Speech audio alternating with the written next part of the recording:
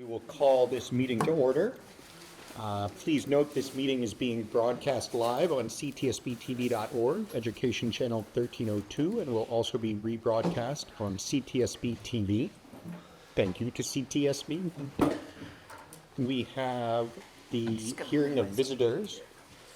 There are many visitors, but I don't believe any of them are planning to speak during the hearing of visitors, though if you want to get in front of the line, this is your chance. Correspondence? I don't think so. And just one other quick announcement, wanted to call folks' attention to the timeline for the school committee elections, which are in May, but any paperwork for people who would want to run must be brought back to Carrie Sullivan at Town Hall by March 17th. So there are 4 slots open. There will be open slots with people not running for re-election, so we are eager to have new folks joining the committee. If you're interested, certainly feel free to get in touch with me or anyone on the committee if you want to learn more about it. And it's a lot of fun, as you can see. Look how much fun everyone's having. And with that, I think we head over to the board report. Okay. Oh, no, I'm the board report. You're the superintendent's report. Okay. Back to me. School committee meeting. I move to approve the minutes of February 10th. February 10th. I'll second. All in favor?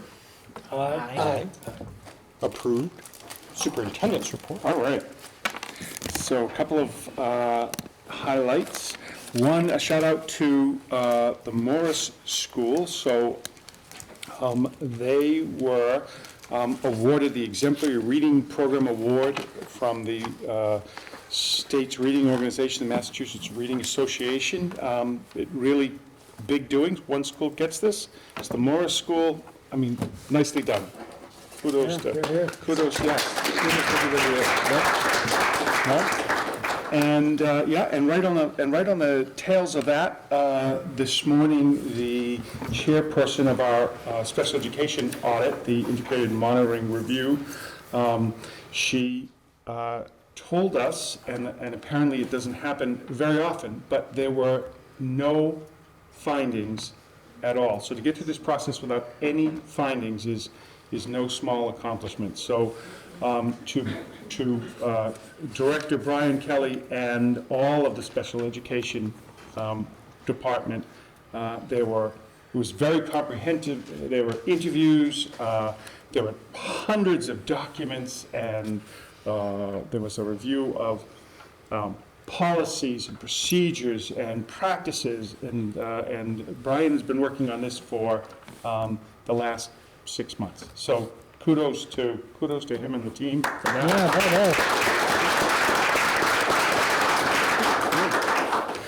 And we've got a new cook at Morris, Gage O'Brien. We welcome Gage.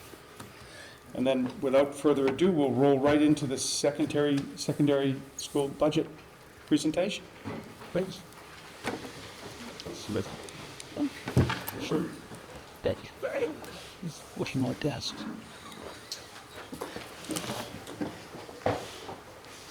We'll begin by thanking all the members of our school committee. We're grateful for your guidance and your support of our students and our teachers and our schools. This evening's presentation is about our work at LMMHS, but the format of the presentation itself reflects how we work together in this school.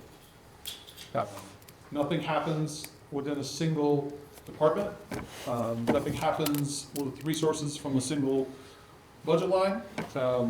Everything we do is a collaboration, and that's what this evening's presentation is designed to highlight. There will be some bumps in the road this evening. I'm almost certain of that. But the possibility of imperfection has not deterred us from trying things a little bit differently. I'm grateful to all of our staff for the work they do for students every day. I am particularly grateful for the efforts of our leadership team that you'll hear from tonight.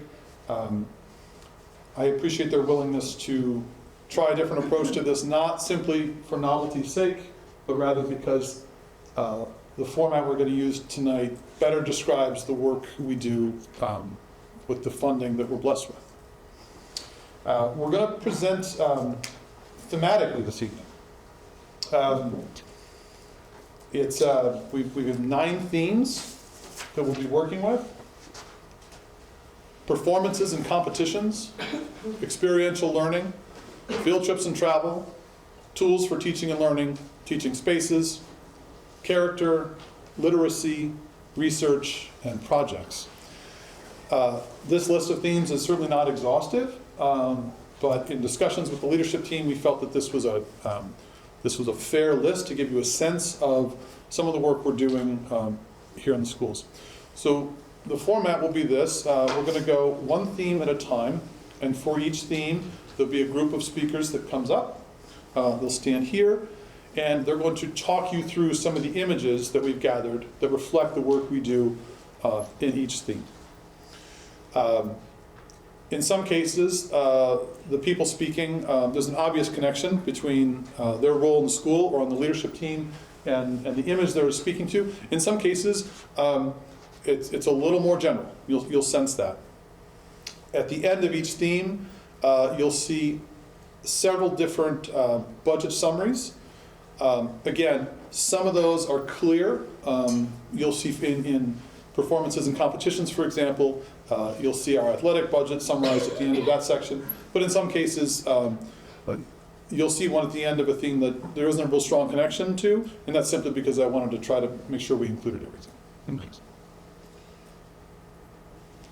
So our first theme is performance and competitions, and I'm going to ask Ms. DeSanto, Mr. Haas, Mr. Conwell, Mr. Colvin, and Mr. Bannon to come up and walk us through some of the images we're going to see. So I've been told, folks, that these microphones are going to pick us up, so you're welcome to stand right in the line. You don't have to stand nearly that close. You don't have to speak into it. They'll let us know if our sound is on, okay? All right. Ms. DeSanto, are you speaking to robotics, or is that Ryan? That is right. Yes, yeah. So for high school robotics, they meet regularly with Matt Cody in his classroom, and they actually have their first competition coming up March 1st, so this Saturday. And with funding from their #1 funder, the U.S. Navy, they were able to create their most complex robot thus far. So very excited about that. And then middle school robotics, this is their second year that they've been meeting, and their theme this year is submerged. They're focusing on the complexities of the ecosystem as well as ocean discoveries. And for both of those groups, we're very appreciative of some of the parent volunteers that have helped those clubs. So we're going to talk about job interviews. Each grade 9 student participates in a mock job interview. Applications are mailed to HR departments in the county. Each student has a 15-minute interview. At the end, each employer awards the job to one student in each group of 5. In preparation for their interviews, students write resumes, cover letters, they practice answering common questions, and they learn to tie Windsor knot. Yes, they do. There's a competition for that. Yeah. Thank you, Mr. Cogman. Okay, so for mock trial, students in grades 9 through 12 participate in mock trial, and they compete in countywide competitions. They spend hours learning case material and courtroom etiquette. They very often make the regional tournament, and this year they had a very new team, but still did very well. Thank you. All right. Our international fair is something that's headed by our foreign languages department, but is really a school-wide collaborative project where folks that we do every other year. Folks come in, we do performances. There's folks that come in and do cooking. We try to hit on as many cultures and countries as we can. It's usually around 25, and it's just a way that we can really have a collaborative experience and learn about other cultures. All right, and then the quiz team is headed by Matt Gottfried, our high school math teacher, and the quiz team does very well. We have about 30 students that are involved on the quiz team, and we have won the I guess our championship, where I forget, Bowl. Blender Bowl, thank you. We've won the Blender Bowl 6 years in a row, and which is great. And I think we're on our way to winning this year as well. We've only lost one competition this year, and we have monthly competitions, and so yeah. Thank you. Cool. Athletics. And for athletics, another successful year so far. We've had multiple league winners as well as 2 Western Mass Finals appearances. Another thing that we've been proud of was our first year of unified basketball this fall. It was a great success, went very well.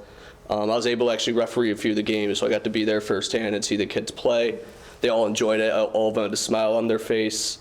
And one thing that I'm looking to potentially do for the spring is actually piggyback off of that and start a unified track team as well.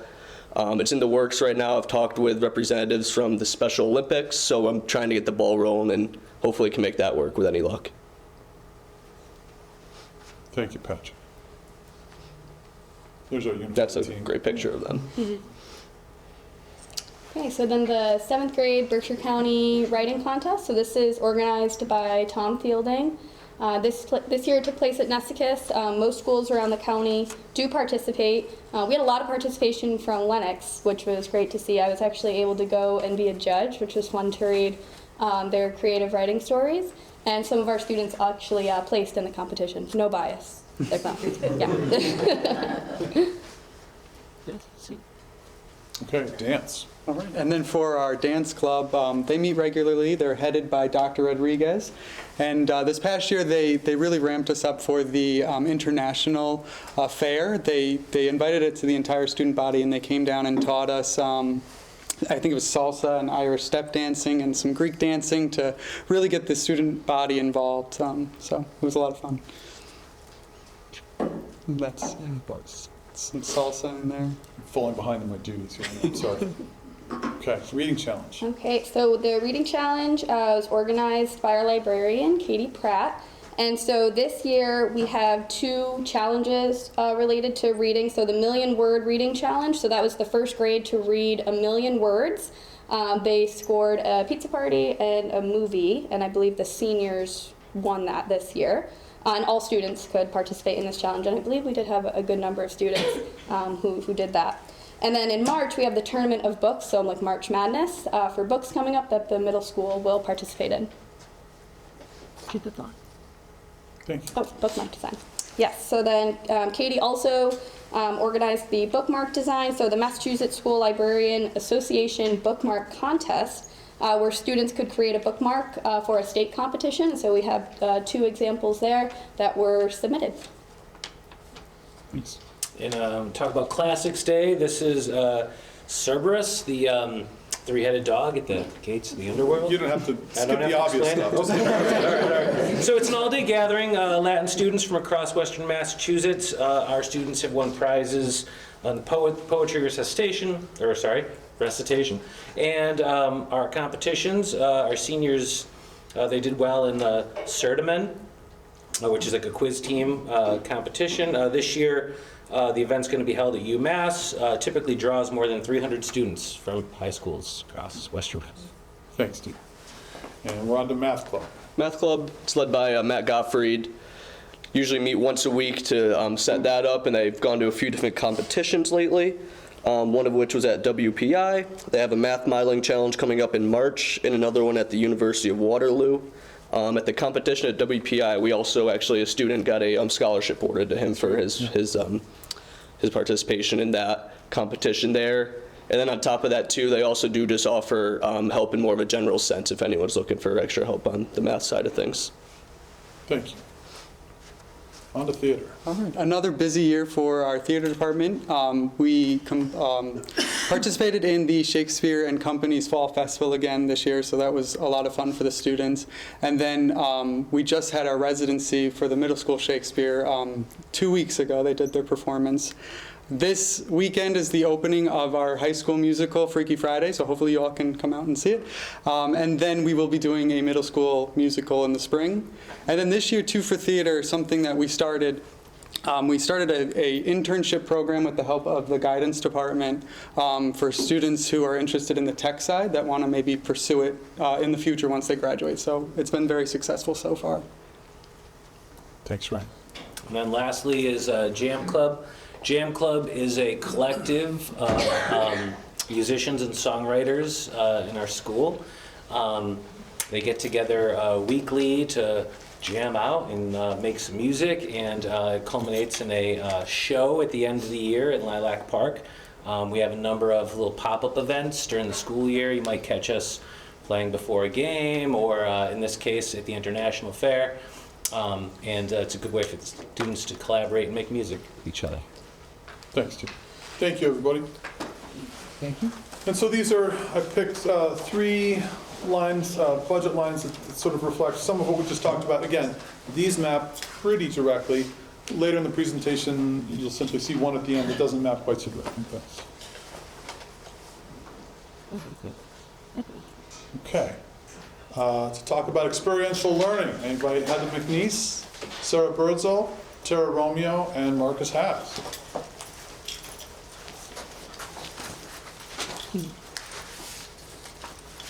Ms. McNeese, I think you're first. You're going to talk to us about engineering and technology. All right, so the first person that you're looking at, or first picture, is Mr. Cote in the Truss Bridge building.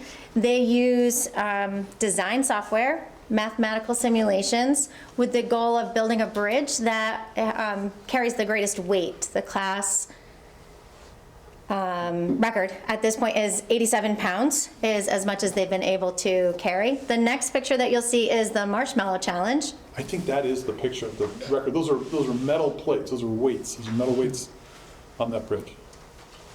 This is the Marshmallow Challenge. This was a corporate leadership building teamwork activity, and they use it for the intro to engineering students. It's an opportunity for them to use very simple materials to see which team can build the highest tower. And then the students who are involved in the entrepreneurship class, one of the objectives of the course is to donate the proceeds of their sales to the community. And so what you're looking at is an image of all of the students who purchased pink shirts that were designed and pressed by the entrepreneurship students. These are the shirts that they made and donated to our unified basketball team. And then they also used their proceeds to buy fleece to make blankets for DCF and children who are in foster care. Thanks. All right. So physics investigation is an opportunity for our students to, simply put, investigate, physics in the natural world. Some of the things that, they engage in are, let's see here, measuring a reaction time with a ruler, measuring mass of a stopper using a circular motion, and measuring the speed of sound with a tuning fork. And that's all in Mr. Curry's classroom, I think. Yeah. Crepe making. All right, and so for crepe making is something that we do with our French department, and it takes place either on or around February 2nd, which is Les Chandeleurs, pardon my untrained French.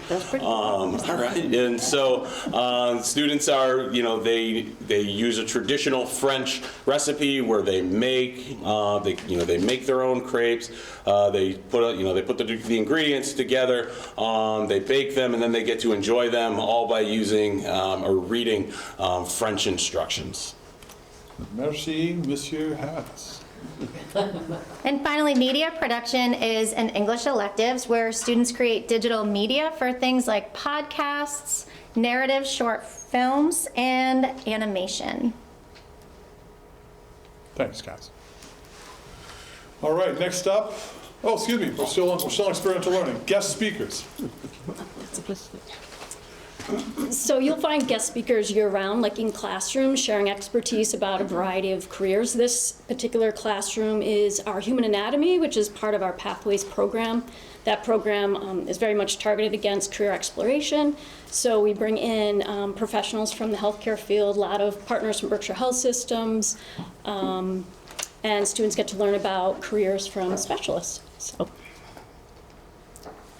The Audubon study, this is also out of the same teacher from our science department. Our environmental science classes do various programming and field trips with the Audubon Society, Green Agers. They do, this particular slide is them studying actually trees on campus, looking at carbon storage. So there's a lot of interactive hands-on activities. This is from our career fair for last year. We held a career fair hosting about 30 or so employers. Our 9th graders all visited with a number of those professionals along with our seniors. This year we're doing 9th grade and 11th grade, so we're hoping to expand on that each year. Clinical training comes into our Pathways, Healthcare Pathways program. These students are learning clinical skills for the medical assisting program. We have around 17 students, juniors and seniors, taking that program, sitting for their license in May, and they work with our nurse, Jen Dries. Shout out to Jen, who works in school with them on clinical skills. Internships is available to our seniors and occasionally juniors. These are some of the companies we're working with this year. I should have included the theater. Thank you for mentioning that, Ryan. We have a student working in tech in the theater this year at senior. So students can leave school as few as a couple hours a day or maybe the whole day and get work-based learning experiences. They get credit for that. And very often that leads to employment opportunities postgraduate. Okay. In outdoor leadership and recreation, it's a health and wellness elective we have for our students here. We go off to Canyon Ranch where we have a partnership. We utilize a variety of different elements from the archery range to mountain biking in the trails. We do a mountain bike repair workshop as well. We also get out on the Appalachian Trail multiple times, and this is a picture of students that are learning how to cook lunch from that hike that day. Some were at a campfire and some were in underneath the tent cooking as well. And I believe our last couple of pictures here, this is the climbing wall at Canyon Ranch. I was only allowed 5 images, so you're not going to see the high ropes course as well, which is phenomenal. This is the final image for outdoor leadership and recreation. We either snowshoe or do a winter hike on the backside of October Mountain, and then we go off trail, and the students use their navigational skills, compass and topographic maps, things they've learned in the classroom, to go from the 2-dimensional world to the 3-dimensional world and figure out where we're going. They lead us completely back to the trail. This is our student council and Lenox Community Center, where in mid-December, members of the student council went to the community center and served a wonderful festive lunch to seniors. There were a lot of great conversations. The students prepped the food they served. They sat and talked, and it was just a wonderful opportunity for them as well as for the folks that were able to enjoy it. Thanks, guys. And here's some of the budget centers that we just talked about. Again, you'll see science, health education, health and wellness, and guidance. Jeremiah, let's just pause on each of these. Is there any questions on a given section?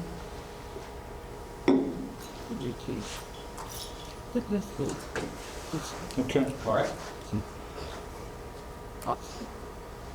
Next up to talk about field trips and travel. I welcome Anne Marie Rodriguez, Ben Weaver, Kelly Curry Katie, and Megan Porter. Who's talking to us about Boston?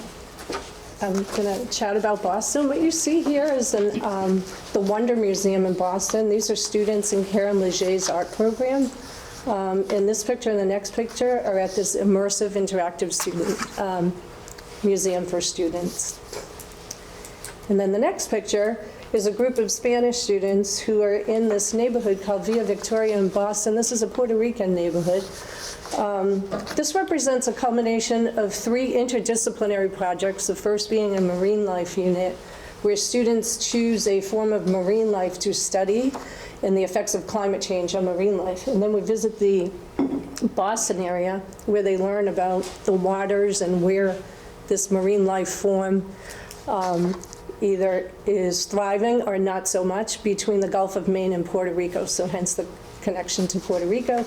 And this wall represents some of the art that Puerto Rican, Latin American, and some Spanish artists have put some of their work there to demonstrate their survival through gentrification in the South Boston neighborhood of Via Victoria. So it's a great project for students who live in Lenox and have never heard of Puerto Rico or Little Puerto Rico in Boston. Norman Rockwell.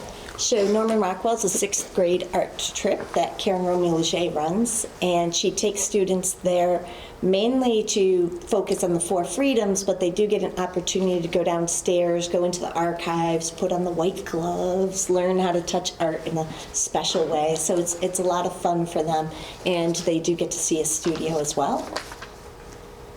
The Berkshire Museum, the 6th grade went last year and are hopeful to go again this year to the Berkshire Museum because the focus in 6th grade history class is ancient civilizations. They have a great mummy to go check out, some artifacts from the Mesopotamian era as well. Barrington Stage, our 9th and 10th grade students often, pretty much every year for the last at least 5 years, go to Barrington Stage in the fall.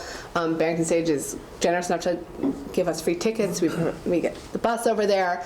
Typically the plays are connected either to the English or history curriculum. A couple years ago, we saw one with Thomas Edison and Henry Ford on a camping trip. And so that's always a great way to start off the year for our 9th and 10th grade humanities students. What you have here is a group of students that returned from Italy, not last year, the year before. And I'm proud to say that our international travel program is just thriving, so we thank you for that support. The project, the Italy project keeps going.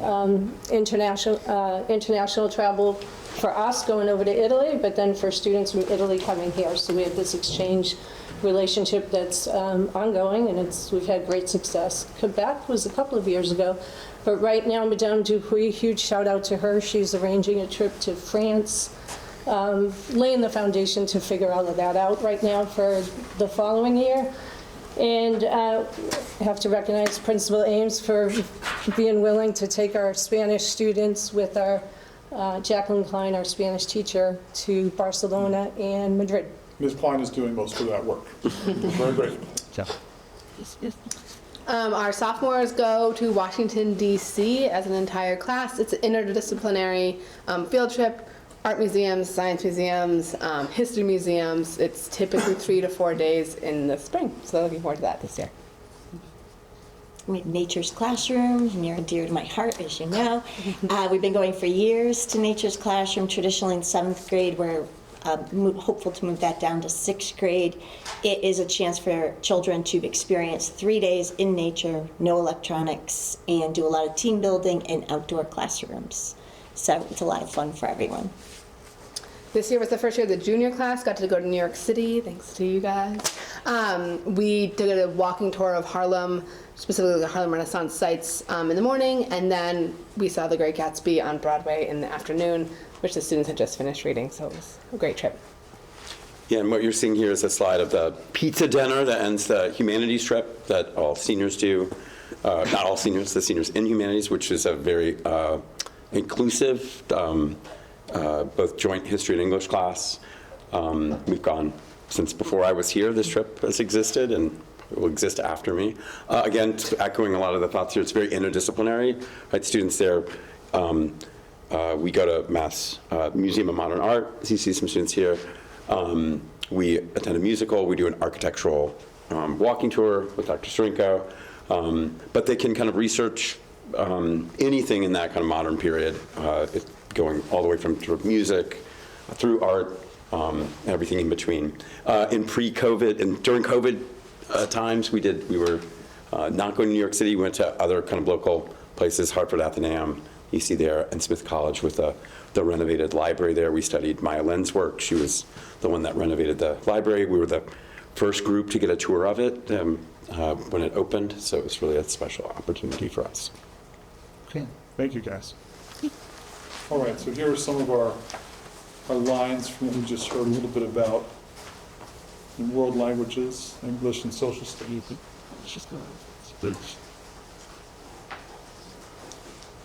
What is the English increase? Is that because field trips land there? There are two real contributors to that variance. One is a small increase for the trips that are split between the English and social studies budget. Obviously, they're not, one is 10 and one is 3. The largest contributor to that variance is the projected addition of an ELA intervention. That's part of being. Yeah, that's in that number.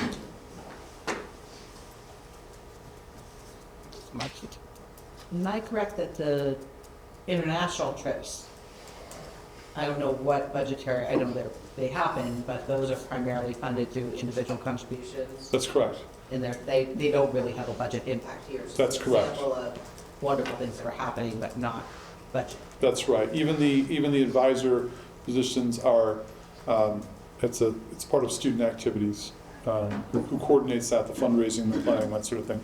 So that's, the people behind it are embedded in these numbers, but in terms of the compensation and the cost of the trip itself, the international travel is not clear. And do we, when we do, I think it's wonderful that when we do host international students, I think there's been years when we haven't done that and years when we have. Does that typically have much of a budget impact, or, I mean, we have staff, right? So there's time. Yeah. Volunteer their time, but does that typically have a budget impact? No, it's minimal. My recollection is that that's funded through it's the Latin Club stipend that's part of that. And in terms of, I mean, we hosted 2 of those students in my home, and it was simply hosting the student is a gift to the families who host the student. There was no financial assistance from the school. In terms of the variance in the world language? That's largely related to staffing. Right. Okay. I invite Tom Renton, Bree Casala, and Catherine Pratt to talk with us about tools for teaching and learning. That's the fun stuff. It's all fun. Yeah, it's some really cool stuff. I mean, it's all really, really cool. Okay. So up here we have the 3D printers. I think they have about 4 of them in the shop.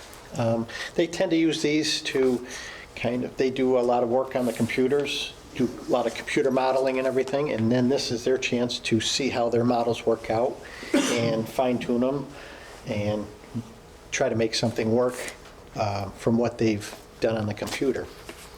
I know, for example, the robotics club, oftentimes they will, they're not just buying parts from a kit, they'll often fabricate something that they need to make their robot extra super cool using the tools they have in the shop. And this is a new CNC machine. So CNC does engraving and things.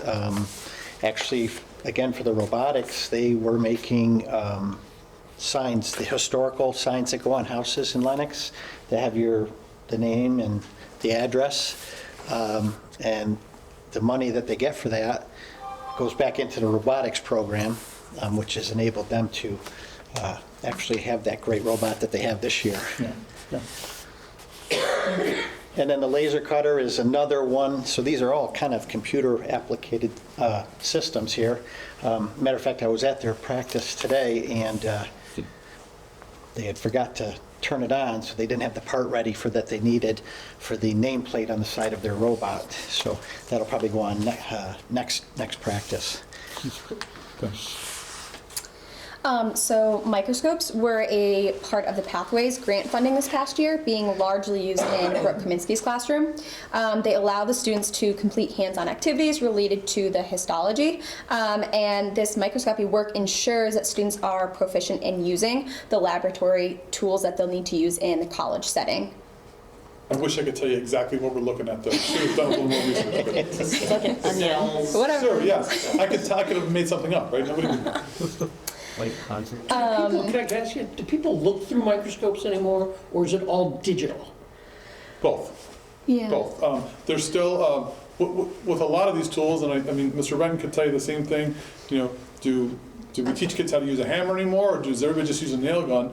And they take opportunities like this to work on fundamentals and to explain how this technology really works. So while, yeah, no one who needs a microscope for work is probably going to be bent over it looking at a specimen, it's important to understand how they work and where the Right. technology came from. You take a step past it. Yes, yeah, exactly.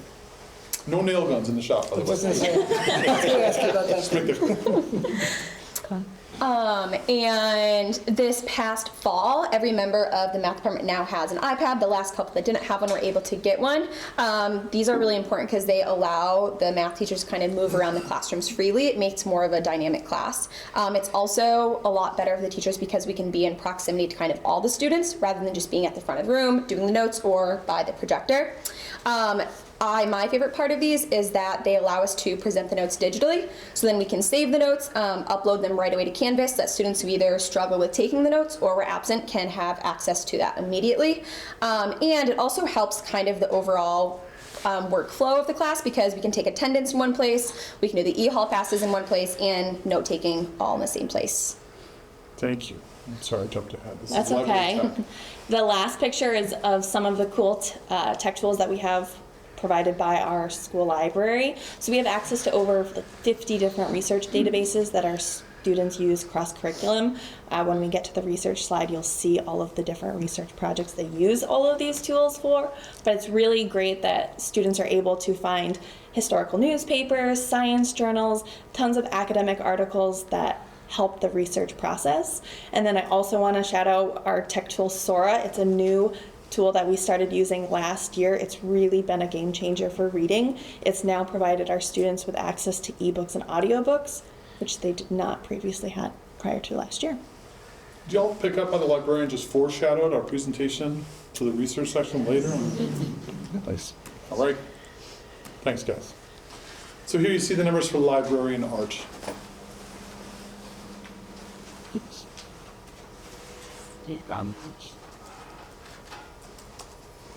Again, it's pretty sizable reduction in art representing staffing or? No, that's not a reflection of staffing. Melissa, can I I'm looking right now. tax you for? We can also pin it for later. I don't want to mess with your rhythm here. No, I'm happy to try to address some of these.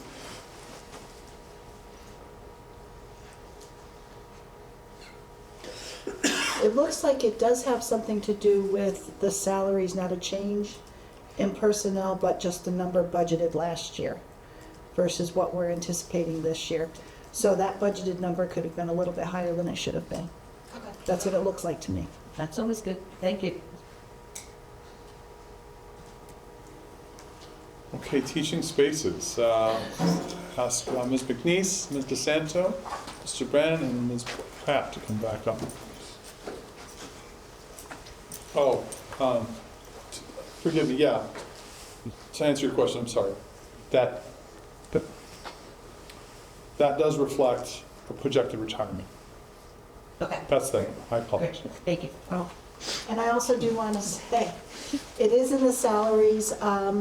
There was a .5 drama teacher moved into art last year, but we're covering it with additional sections. That's right. So that's been removed. Gotcha. Thank you. Okay. Teaching spaces, starting off with the school store. So the first image you're looking at is, I think, pretty fun. This is the facade of our school store. It's located in the cafeteria. The kids designed what it would look like and took a really ordinary space and made it pretty extraordinary. It is the learning lab for our entrepreneurship class, and behind that door is our school store.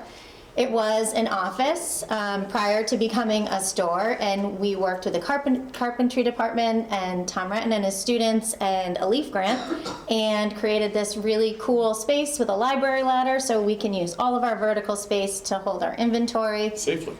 Safely, yes. It's not open regularly yet. It's only open on our online form, and the kids in our class are filling orders once a week, and it's been really pretty successful and pretty fun. It's a slow grow, but it's coming along. Biology classroom. So this is a picture of our new classroom in the new biology classroom. It makes it possible for 25 students to fit and work comfortably. You can see they have great collaborative spaces. There's also a ton of storage that was added to hold all the anatomical models, which are required for our course. The name of the course is the Intro to the Body, that we have dual enrollment status for. And so that also created the storage that we needed for all of that. And the dual enrollment means that students are getting credit for the course here at LMHS, but they're also getting credit for the course at BCC, doing conference. So here we have the PE fitness room. Gets a lot of use throughout the day. So students can use this before school by appointment. Students in grades 8 through 12 can use it during their PE class as a secondary option to the activity if they would like. And then they can also use it after school, and athletes use this as well. So as you can see, there's just a lot of great equipment in there that students are able to take advantage of. For the Duffin Theater, this past summer we had our busiest year yet with a lot of different community events taking place in the theater, so that was really fun to have the community come in when the students were off on break. And then it's a great learning space for the theaters, for the students, not just the theater students, but a lot of different departments come in and access this theater. And this past year we have updated the lighting system in the theater, so we're really excited about that. And then, we are still looking to continue to improve the theater for everyone to use. So, thanks. And many of us love a good bulletin board. We use them as passive teaching spaces, myself included. My bulletin boards, I try and encourage reading themed each month to get students interested in diverse reading with different themes, but a lot of teachers use their bulletin boards for this. I know that Jackie Klein used a bulletin board for National Heritage Hispanic Month to encourage students to write why they love Spanish. I know that our school adjustment counselor, Rachel Meswar, uses them to discuss social emotional wellness. And then our library space, I don't know if you all remember last year, before this big change, but this carpet is new as of last April. It was a very, very different space last year. That's what it looked like empty after we took out nearly every single one of these books to get the new carpet. And then we have this beautiful new space where it's more dedicated to teaching space and collaborative learning space. This library gets used all day long. All day long. All right. Thank you very much. To talk about character. So we didn't miss any budget lines. You'll see that I just sort of start to add a few in toward the end. So talk about character. We invite Rich Sanders, Kelly Curry-Katie, Dave Hilfinger, Jen Drees, and Sarah Birdsall.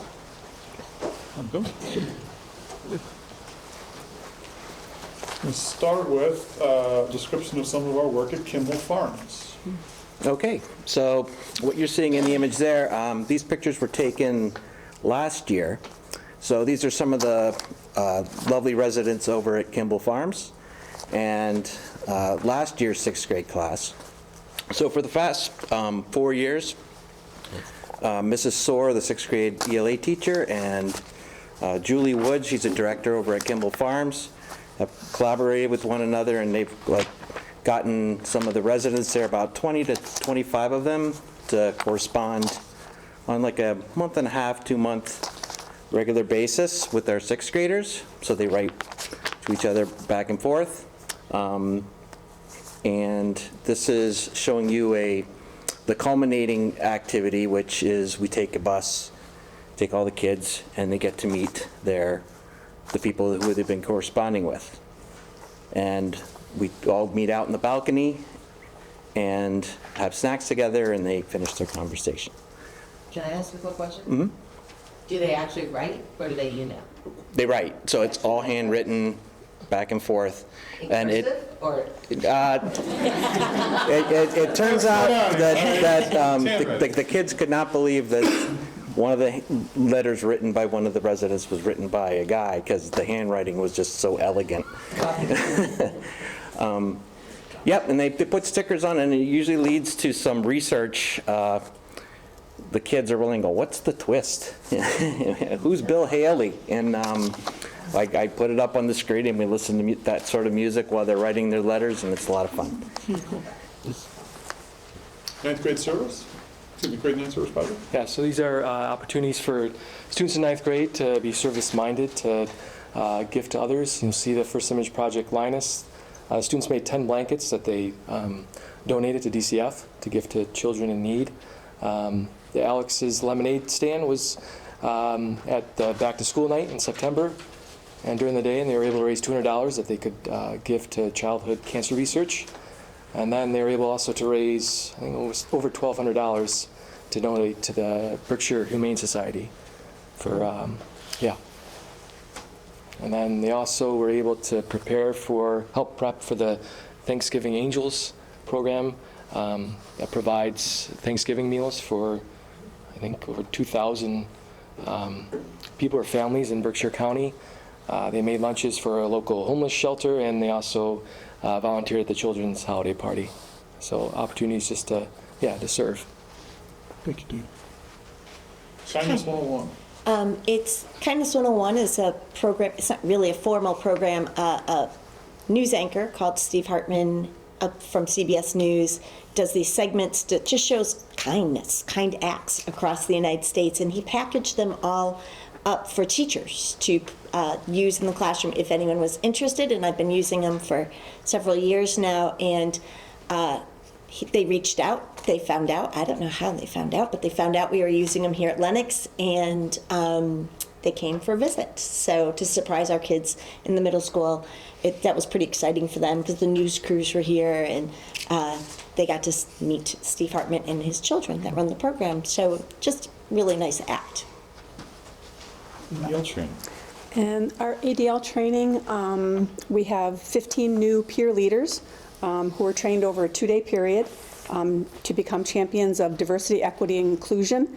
And they are added to make up 30 wonderful role models that we have here at LMMHS to really help to facilitate conversations of inclusivity and equity here in our school. Thanks, Jim. And this is our wellness fair. This is the wellness fair. The wellness fair, we had business partners and local service providers that came in the fall, and for our 6th and 9th grade students, and they did like a career style fair, and they had small workshops, and it was an opportunity for kids to discover various ways to keep themselves healthy, and they really focused on wellness and health. And some of those things that you'll see up there included some yoga, journaling, opportunities to discuss healthy eating with professionals here in the Berkshire area. So it was wonderful for the kids. It was a big success. We're looking forward to doing that next year. And coin collection effort. Coin collection, all our grades competed in a Make the Greatest Change challenge, and they raised over $2,000. They shopped for 8 children on a Saturday morning. They wrapped all the presents. You can see that in one of the side pictures there, and got it out to 8 families for 8 children and 3 separate families at DCF. And in physical education, we have high school role models that come into our 6th, 7th, and 8th grade classes and participate in activities. It's a wonderful way to make connections between the younger students and the older students, and it's a great way to have the older students feel involved in the younger kids' lives. Thanks, Cass. So here there's their numbers from the health services line, which is our nursing staff and the resources that we use there. And then the middle school line is really captures efforts that are focused just on the middle school but beyond the classroom. That variance, if I can anticipate your question. I have a question about the 400 actually. We spend wisely. That variance is almost entirely a reflection of the cost of the Nature's Classroom trip for next year. I don't know where the conversation will end with the committee, but the conversation started with possibly fully funding that, and that's what that number includes. That's the number. Thank you. Okay, that's great. And our next theme is literacy, which is a huge idea. Anne-Marie Rodriguez, Marcus Haas, Rich Sanders, and Katie Pratt. We're going to talk about some examples of literacy in our building. We'll start with pen pals. I think that's you, Rich. Yes, so sixth graders are not the only ones that do pen pals. So here's a couple of examples of some of our high school students from Madame Dupuy's class. So years ago, she met a teacher in a small school in France, and she got to get collab together with that teacher there so that they send letters to one another, I think once a month. Our students write their letters handwritten to France, and it's always in French. And when they get the correspondence back, it's from the French kids, but it's written in English. And from what I understand, if all goes well, that we might be able to get in touch with the school in Barcelona so that we can have pen pals from Spain as well. I think Mr. Haas was going to read the letter in French. Okay. That is true. Jacqueline Klein is working with the school in Barcelona, so to establish that. And next up is Reading Buddies. Reading Buddies. And so Reading Buddies is something that the Spanish 3 students have been doing for several years. And typically, it's a program where they will read stories in Spanish to middle school students here. So usually the 6th graders. But it ends up being dependent upon people's schedules because they meet at certain times of the day and you can't pull them out of other classes. So it really involves a collaboration with whoever has the time and the desire to do it. Can you go back to the Reading Buddies? I'm sorry, we jumped ahead. And so what you see here are 2nd grade students at Morris. This is Katie Simonelli's class. So Morris has expressed so much interest in having our Spanish 3 students come down and read students to them. So at the same time that we read Spanish stories that we hope to find in the similar texts that they're already using. For example, Mitten is right now part of the 2nd grade curriculum, and that's what you see here, is El Mitón was read by Spanish 3 students to the 2nd grade class.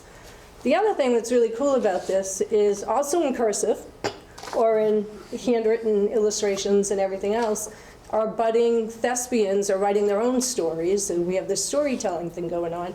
So all of these students have also written, authored, illustrated their own books that they bring down to the students at Morris. So we're looking forward to Wednesday. We're visiting their kindergartners. And so all in line with developing literacy in our students. Of course, then the Seal of Biliteracy is something I've spoken to you all about, and I thank you for your support in this for a lot of reasons. First of all, these are our 7 2024 graduates who earned the Seal of Biliteracy, recognized by the state of Massachusetts in colleges and also professional careers at some point. We had 3 students the year before in 2023, and this year already, we haven't tested our students yet, but we have 3 students that will earn the Seal of Biliteracy when they graduate in 2025, and hopefully more, because as I said, we're going to start testing. And the only other thing I should say about that is it really helps us to improve our practice, professional practice, because we're testing students and we're identifying language domains that need work or need tweaking, and that helps us in the classroom. So thank you for your support with the SEAL. All of our 6th graders receive a reading class that they take for a quarter with Lisa Westbeiser. And the goal of that class is just to encourage a love of reading. She and I have paired up to get the students down to the library once a week for that class, where we do a genre exploration. It's very project-based. You can see some of our students acting out skits from different genres. The kids up top created a fantasy world. And it's really just to encourage students to find what they love and continue to read. And I've seen a significant increase in reading from our students. So last year we had a 50% increase in circulation statistics from the year prior. This year we've already hit 80% of what we did last year. So students are actively picking up books, whether they're reading ebooks, physical books, they're listening to books, seeing a lot more students come down to take out secondary and tertiary sources for research projects as well. So give them what they want and they'll read. Thank you. Okay, thanks, guys. Talk a little bit about research. Ben Weaver, Bree Casala, Katie Pratt, don't go anywhere. Megan Porter. Let's start with the 6th grade library skills. Okay, that's also me.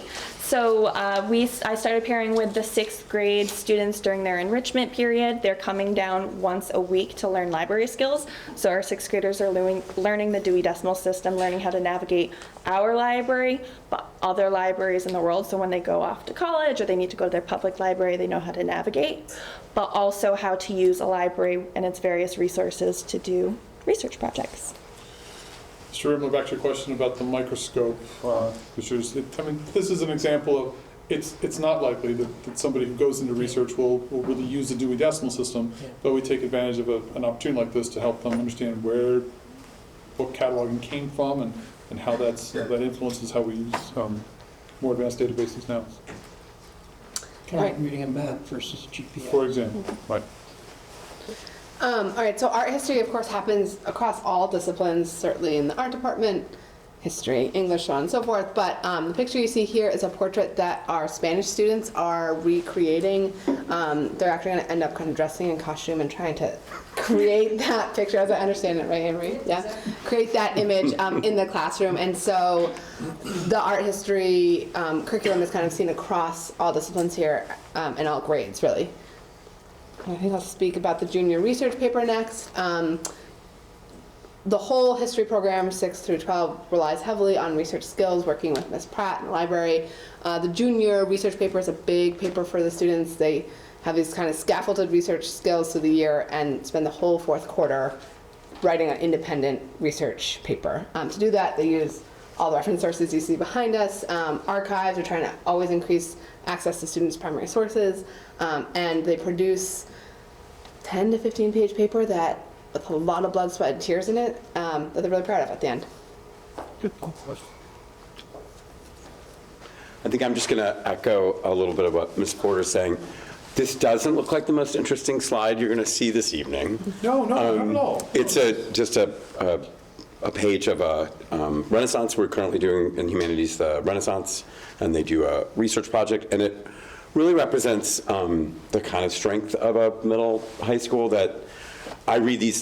Was an exceptional paper. I get many parents, students often talk to me, Dr. Ames talked about his son who had been through the program, about just how well our students know the old-fashioned way of doing a research paper, which we do very well. It starts in 6th grade, it goes through 7th grade with our history and our English faculty, with Ms. Pratt and the library. And by the time they're seniors, they are writing really superior college-level research papers. And it really shows the kind of collaborative, kind of vertical strength to a joint middle high school. So I just get the good fortune of reading them. Similarly, there's the horizontal nature of that. This is an example of some posters done for Mr. Tolan's chemistry and honors chemistry students on fossil fuels and their more clean alternatives. But so he also, I think before here, would speak to the way that his students kind of benefit in the sciences of the kind of strengths that they're learning in English and history and in the library with the research, both skills and facility. So the math department is struggling with the pictures. So this is just a screenshot of every teacher in the math department is going to be receiving a National Council of Teachers of Mathematics membership for next year. It's a really great tool.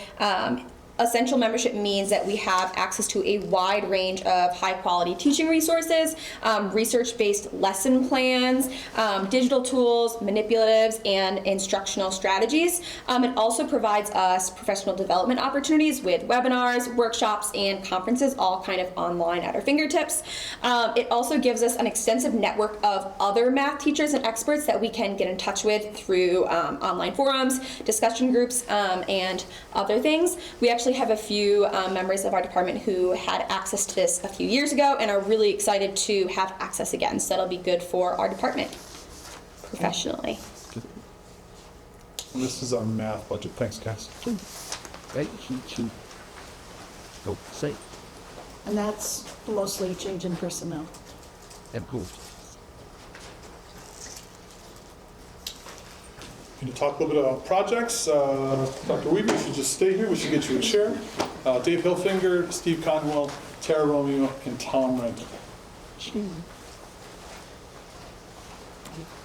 I think a flip side of what we were just discussing with research, where we hammer those research standards with our students, I think we also like to be quite creative in our English program. So these are examples of Ms. Gatson, who is our 10th grade English teacher, having students design covers for Frankenstein. So we do this with a lot of the literature that we read, have students engage with them creatively. My slide I have my students create a hell, their own hell from Dante's Inferno. That didn't make it in here. We had to. So yeah, that's too bad. They need to put the various people that they don't like into hell. This is our final project in humanities, which again I think is a kind of the end point of like the kinds of projects students have been fortunate to work on in English and history classes throughout their time at Lenox. That is, if you recognize Robert Farron, who's studying to be an electrician right now, he did some electronic art for his final project, which is very appropriate. So our history department has students starting history projects in 6th grade. The range in time is from ancient civilization to modern America, and it goes right through high school. The next few slides will show you some propaganda posters and keep going. There's some different examples through middle and high school, all the way through 11th grade. These are mind map. Mobile, thank you. Mobile mind. Right. And we're looking at an example of some 6th grade sketch art that kids are doing in Karen's class. And then we recently refurbished a kiln that we had, got it all certified, and we're able to do clay work now. So this is some of the work that the kids have been doing this year. And it's really opened up for the kids. It's just another avenue that they can try to express their love of art through this 3D mechanism here. This is an example of a project in middle school health and wellness class, where students research cartoons, and then we're taught how to use AI responsibly to create a cartoon that promotes healthy decision making that is, grade appropriate. So they learn to incorporate multidisciplinary things and create art while having fun. Thanks, Tim. Bye. And the civics projects. Civics project is actually a graduation requirement in Massachusetts. Our 8th and 10th graders do civic projects each year. I think some may have even come in front of you with their program. So these are just some examples of topics that students have pursued in hope of making a positive impact in the community. Thank you. And finally, our Stock Track project. Yeah, so Stock Track is a program that students in Accounting 1, so high school level math class, utilize this. It's an opportunity for them to see real world trading data and learn to trade mutual funds and stocks, and also take risks, and they're not actually going to lose any money doing so. So it's a great learning tool that they understand how to utilize, and will help them potentially in the future. Yeah. Thank you. Thank you, guys. And here's some of the budget centers that didn't really fit neatly in anything else up here for your perusal. Instructional services is largely The variance has to do with our hope to provide more tutoring over the summer for some specialized populations. Other student activities, I can't honestly speak to that variance directly. In other districts, it simply has to do with what we suspect is going to happen with travel to, that's not an out-of-district placement, that has to do with sending kids to Taconic, for example, anticipated transportation costs, that sort of thing. The other districts, yes. The other districts, yeah. Yes. We share a van with Lee. And so that cost we anticipate will be about 25 next year. So, and the other student activities is? There's been is that some, field trips or is that? there is some No. field trips in there, but it's a small amount of the increase. And then there were some added publications. I don't know if you can Oh, talk to yeah, I can speak to that. Some of that is to provide, to budget for the cost of a high school yearbook for all of our graduating seniors. We've been fundraising for that to date, and it's turned into, it's been a real mess, quite frankly. We've had to pull from different lines to pull the funds together. I would prefer that we simply include it so that we're able to focus our efforts on gathering appropriate materials, creating an artifact that's really appropriate for kids, they're really going to value, and we don't have to worry about, you know, a small number of kids not having one, or at the last minute trying to come up with funding from another line. I'd rather be able to give every graduating senior and every retiree a high school yearbook at no additional cost to them. That's part of it. So you have more? I'll wait till the end. Sure. So this gives you sort of an overall. The largest slice of the pie is obviously our instructional expenses at 86%. We have other programs, health services, professional development, and administration. Obviously, a very summarized slide, but you have it in much greater detail in other forms.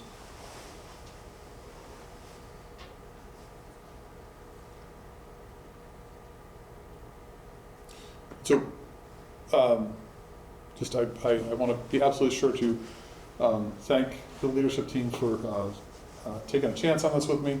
I really enjoyed it, appreciate the presentation. I think they did a phenomenal job. But again, their willingness in so many ways throughout the year, working with students and with families to take risks and to try things in different ways so that we're more effective. I really appreciate that from them, and I think this presentation is just one small example of that. So, thank you, guys. I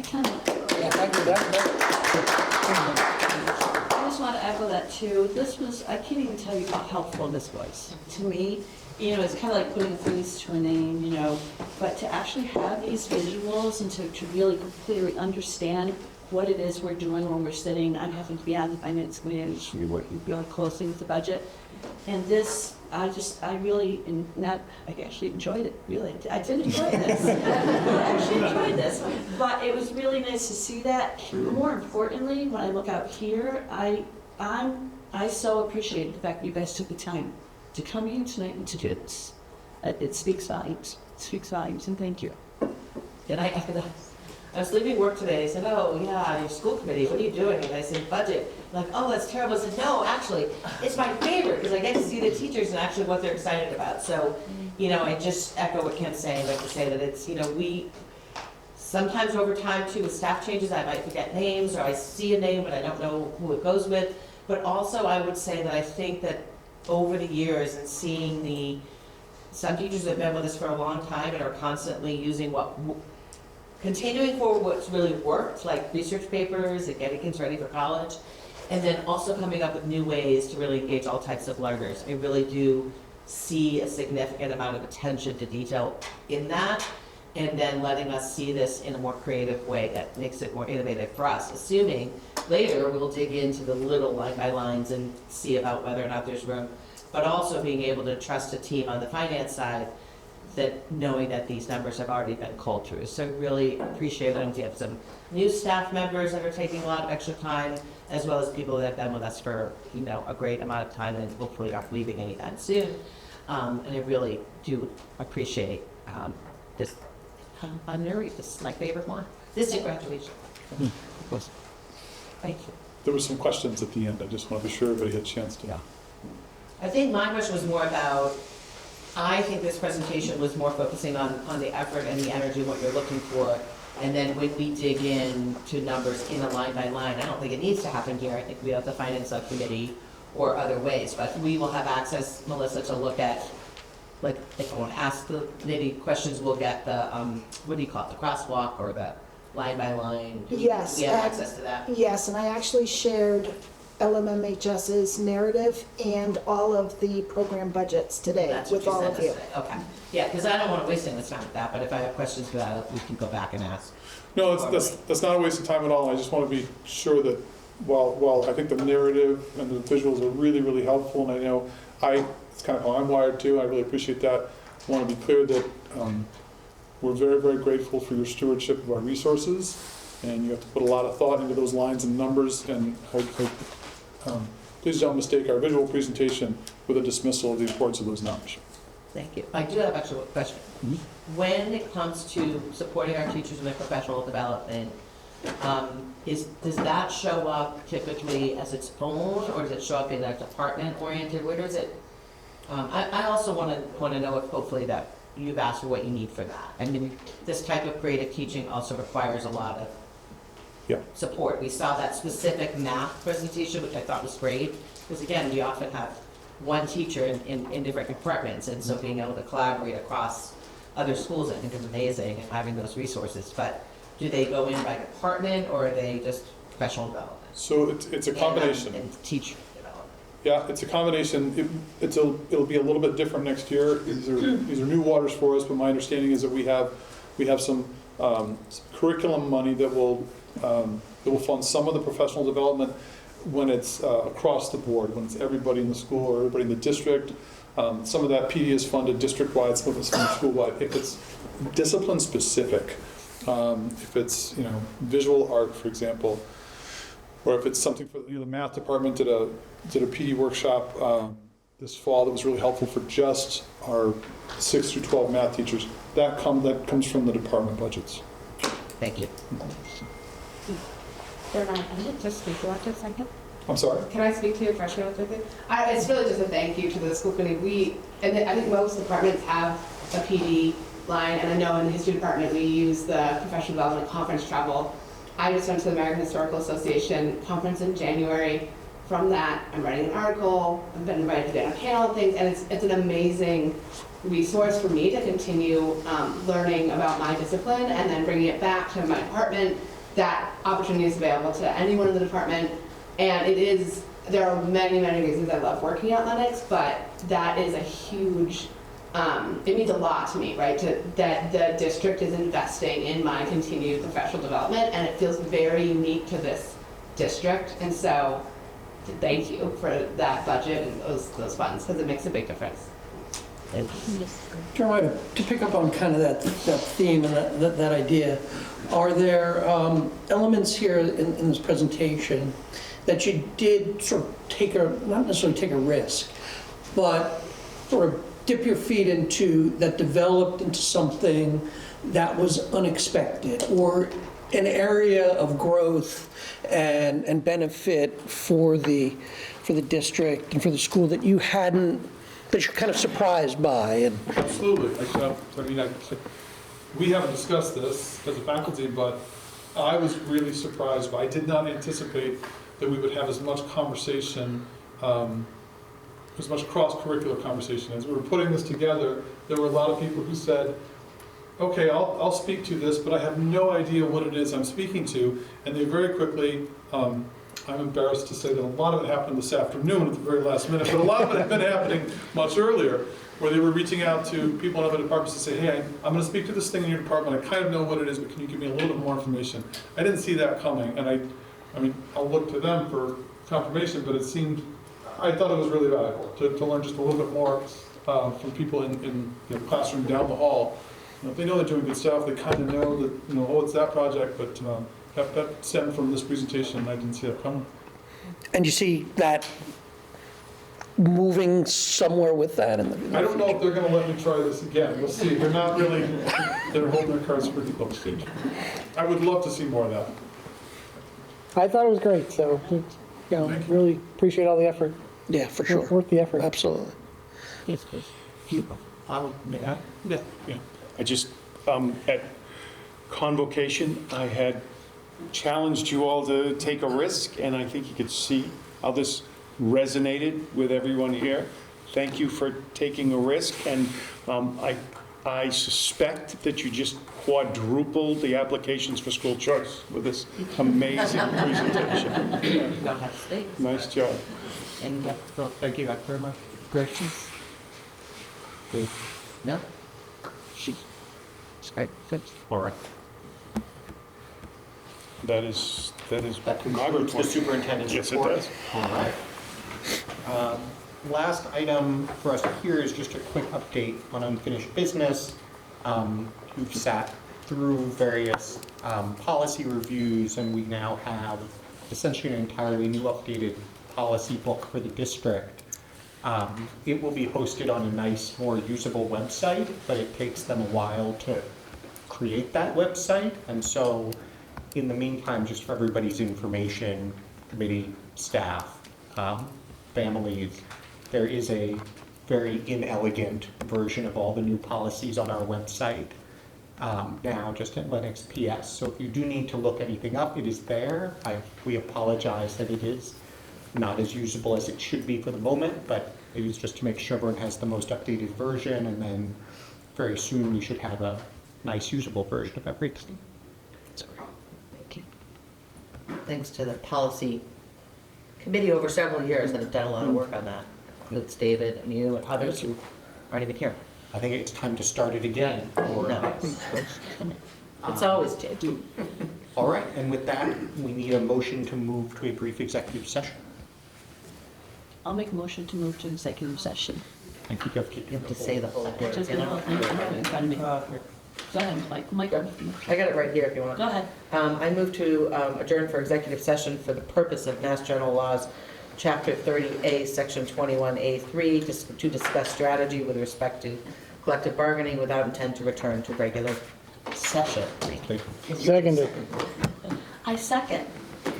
And then we need a roll call. Roll call vote. Kimberly, aye. When you're on. Kimbrell, aye. Michael Dupont, aye. Veronica Fenton, aye. Mark Cass, aye. Aye. David Rimmer, aye. Bob Munch, aye. Thank you all. Thank you, guys. Thank you, everybody.